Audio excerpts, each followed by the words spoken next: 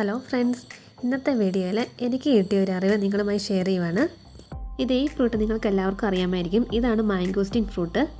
ഈ ഫ്രൂട്ടിൻ്റെ പ്രത്യേകത എന്ന് പറയുന്നത് ഇതിൻ്റെ അടിവശത്ത് ഈ പൂക്കൾ പോലുള്ള ഭാഗങ്ങളിലെ പെറ്റൽസ്, അതിൻ്റെ എണ്ണം അനുസരിച്ചാണ് ഈ ഫ്രൂട്ടിനുള്ളിലെ അല്ലികളുടെ എണ്ണം എന്ന് പറയുന്നത്. ഇതിപ്പം 1 2 3 4 5 6 പെറ്റൽസ് ആണുള്ളത്. അപ്പോൾ നമുക്കിതൊന്ന് ഓപ്പൺ ചെയ്ത് നോക്കാവേ.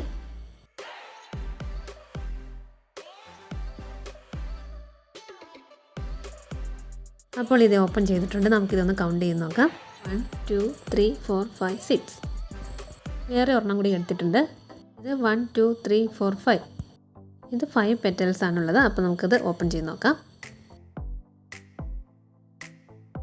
1 2 3 4 5. അപ്പോൾ പെറ്റൽസിൻ്റെ എണ്ണം അല്ലികളുടെ എണ്ണം സെയിം ആണ് കേട്ടോ.